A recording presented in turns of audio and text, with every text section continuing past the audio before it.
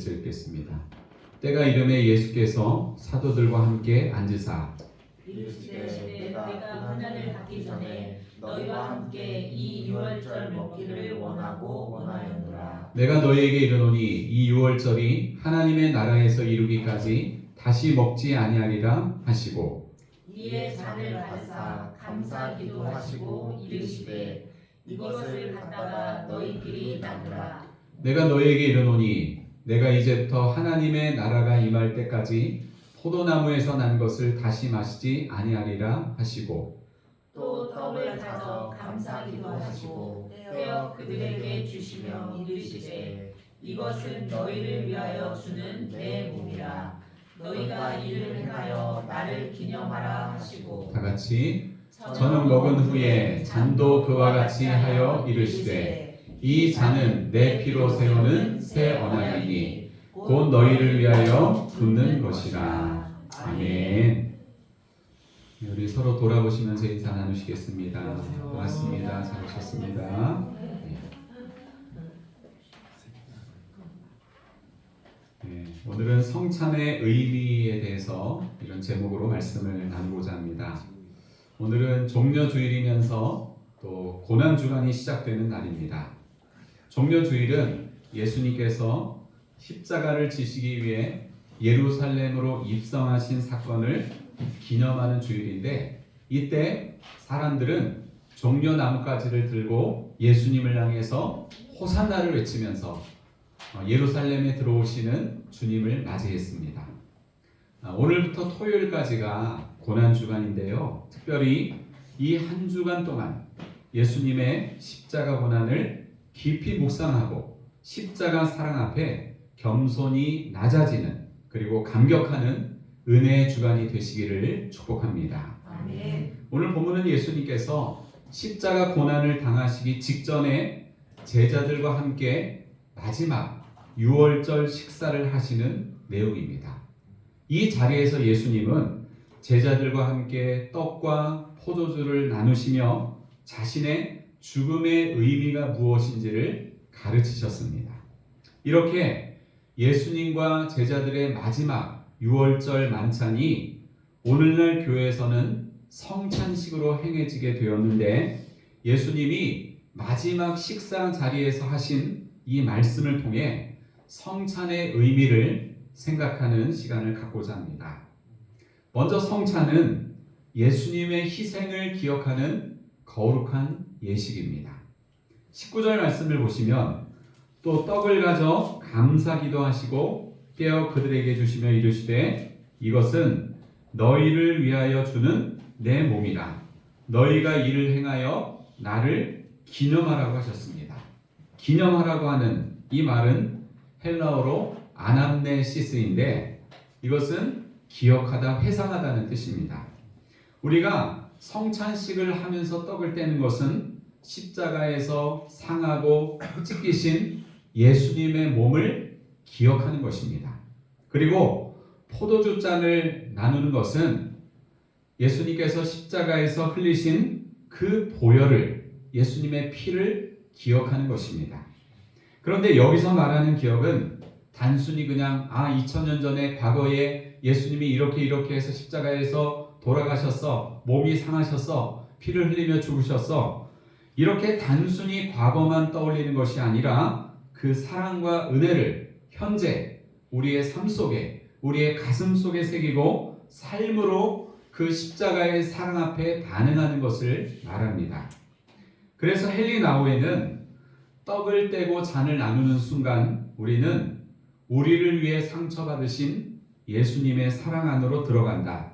그것은 단지 기억이 아니라 참여이며 헌신이다 라고 했습니다. 또 칼빈은 성찬은 단지 과거 사건을 회상하는 것이 아니라 그리스도의 죽음을 현재 우리 삶 속에 실현되도록 하는 신비로운 통로이다 라고 했습니다. 그렇습니다. 성찬식은 절기 때가 되면 의례껏 행하는 형식적인 예식이 아니라 예수님의 십자가 희생과 그 죽음에 깊이 참여하고 또 헌신하는 행위입니다. 한 10년 전쯤으로 기억이 됩니다.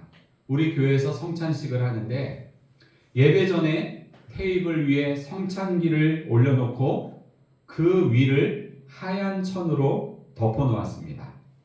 그러다가 성찬을 집례할 때가 되어서 하얀 천으로 덮여져 있는 그 성찬기를 또 성찬의 상을 바라보는데 그 모습이 마치 예수님의 시신이 누워있는 것 같은 느낌이 들었습니다. 순간 울컥하면서 눈물이 쏟아질 뻔했는데 이것은 저만의 신비로운 경험이지만 여러분에게도 얼마든지 경험되어질 수 있는 성찬의 은혜입니다.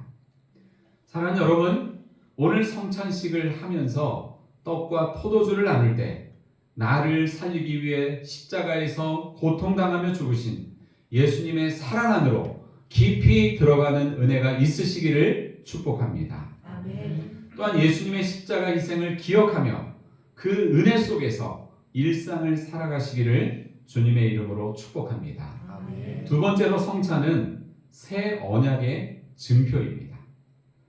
자, 오늘 본문의 20절 말씀을 같이 읽겠습니다. 20절 말씀 시작. 저녁 먹은 후에 잔도 그와 같이 하여 이르시되 이 잔은 내 피로 세우는 새 언약이니 곧 너희를 위하여 붓는 것이라. 아멘. 옛 언약은 율법에 근거한 관계를 말하고요. 새 언약은 예수님의 피로 맺어진 하나님과의 관계를 말하는데 하나님과 인간의 언약에는 항상 피가 동반되었습니다. 출애굽기 24장에 보면 이스라엘 백성이 십계명을 받을 때에도 하나님은 피의 제사를 요구하셨습니다. 예수님께서 십자가에 흘리신 그 피로 하나님과 사람 간의 새로운 언약을 세워주셨습니다. 히브리서 기자는 이 같은 사실을 염소와 송아지의 피로 하지 아니하고 오직 자기의 피로 영원한 속죄를 이루사 단번에 성소에 들어가셨다고 했습니다. 구약의 언약과 예수 그리스도의 새 언약에는 동일하게 피가 요구되었지만 그 피의 성격과 효력에는 엄청난 차이가 있습니다. 구약의 짐승의 피는 근본적으로 죄를 없이 하지 못하지만 그리스도의 피는 모든 인류를 죽은 행실과 죄에서 깨끗게 할 수 있는 효력을 갖고 있습니다. 우리가 방금 읽은 20절 뒷부분에서 예수님은 이 잔은 내 피로 세우는 새 언약이니 곧 너희를 위하여 붓는 것이라고 말씀하셨습니다. 여기서 너희를 위하여 붓는다라고 하는 것은 부어드리는 제사인 전제의 이미지를 떠올리게 합니다.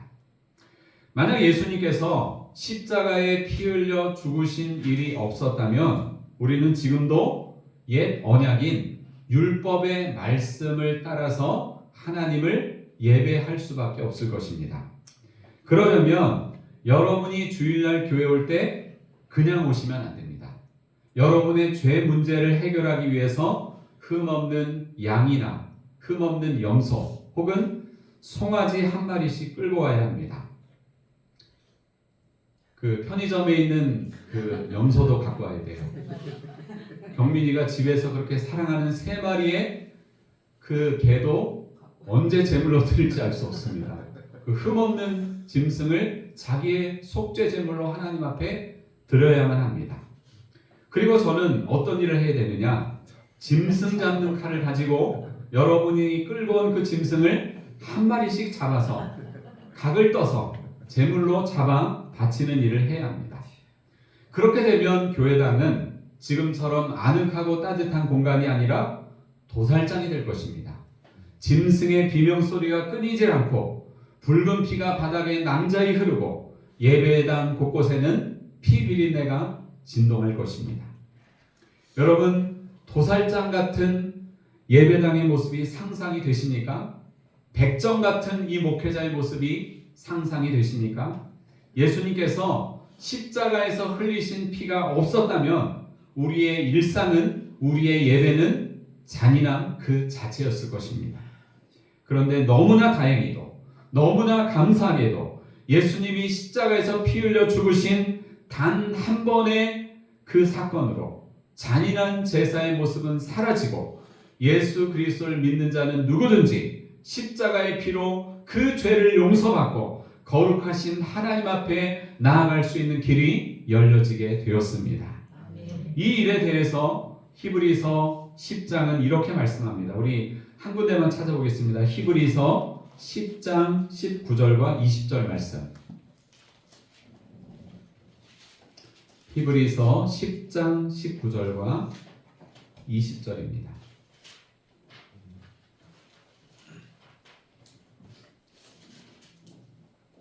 같이 읽겠습니다. 시작.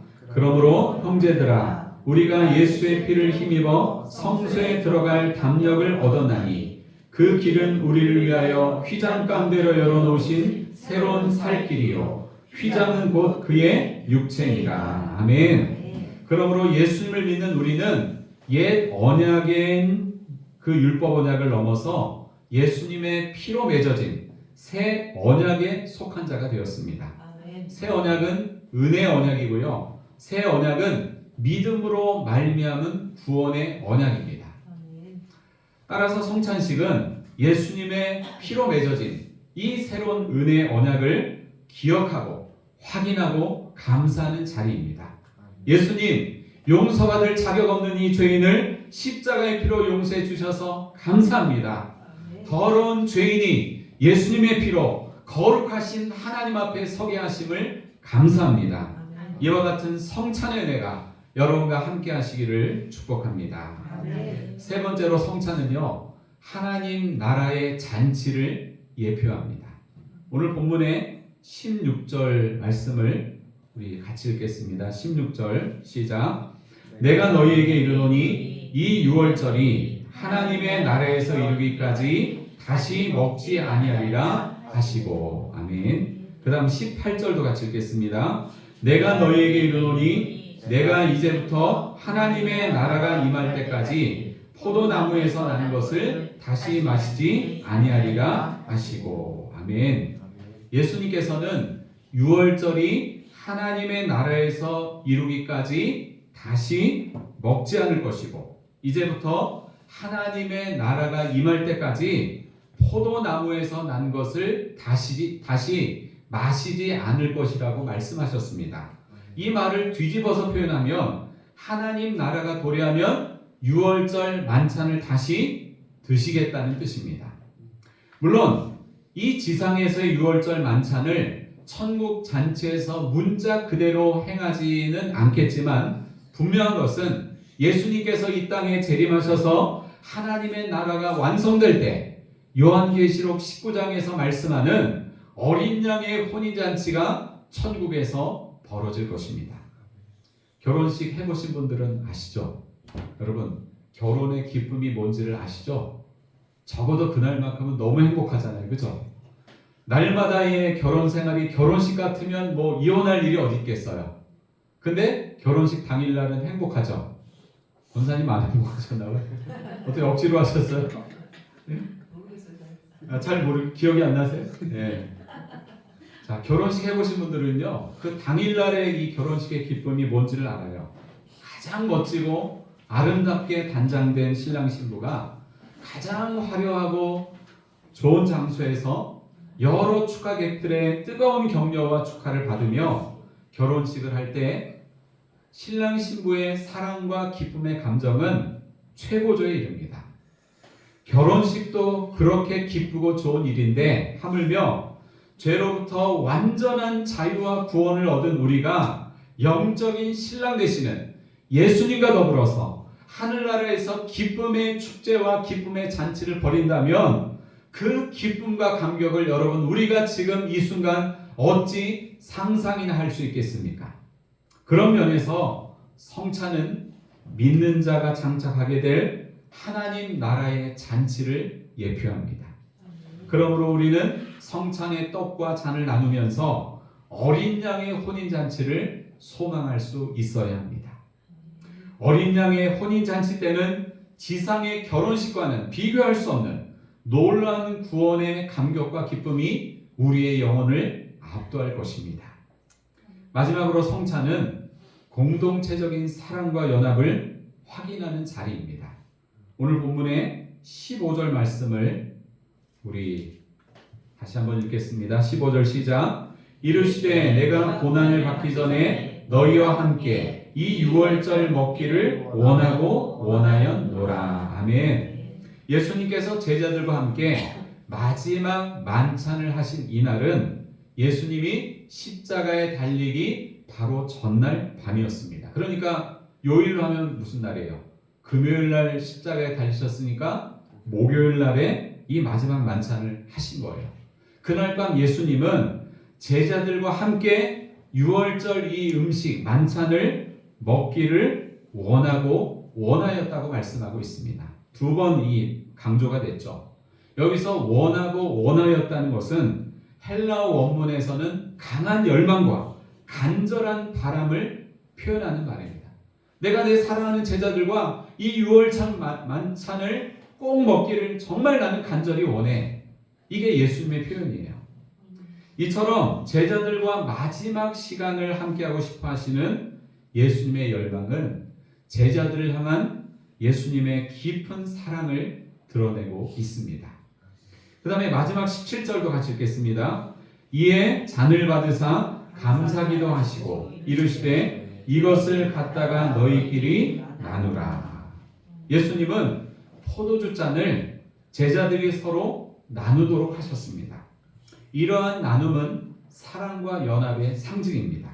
이 잔을 나눔으로 예수님의 희생을 함께 기억하고 그 희생에 동참하라는 뜻입니다. 우리가 평소에도 함께 밥을 먹으면서 성도의 교제를 나누지만 특별히 성찬의 떡을 함께 나누어 먹고 성찬의 포도주를 함께 나누어 마시면서 우리는 그리스도의 피로 하나 되어 서로 사랑하는 형제와 자매임을 확인하게 됩니다. 찬송가 220장의 3절 가사를 보면 이렇습니다. 사랑하는 주님 앞에 주님 예수 같은 주로 섬기나니 한 피바다 한 몸 이룬 형제여 친구들이여 한 몸같이 친밀하고 마음으로 하나 되어 우리 주님 크신 뜻을 지성으로 준행하세. 그렇습니다. 교회는 인간적인 사랑과 연합의 공동체가 아니라 그리스도의 피로 하나 된 사랑과 연합의 공동체인 줄로 믿습니다. 그러한 그리스도 안에서의 사랑과 연합을 확인하는 자리가 바로 성찬식입니다. 오늘의 말씀을 정리합니다. 자, 첫 번째 우리 같이 읽습니다. 성찬은 예수님의 희생을 기억하는 거룩한 예식입니다. 두 번째, 성찬은 새 언약의 증표입니다. 세 번째, 성찬은 하나님 나라의 잔치를 예표합니다. 네 번째, 성찬은 공동체적 사랑과 연합을 확인하는 자리입니다. 아멘. 오늘 우리가 함께 나누는 이 성찬의 떡과 잔을 통해서 그리고 오늘부터 시작되는 이 고난주간을 통해서 죄인을 구원하시려고 십자가 지신 예수님의 깊은 사랑과 아들을 십자가에 내어주신 아버지의 크신 은혜를 묵상하며 감사하는 여러분이 되시기를 예수님의 이름으로 축원합니다. 기도하시겠습니다.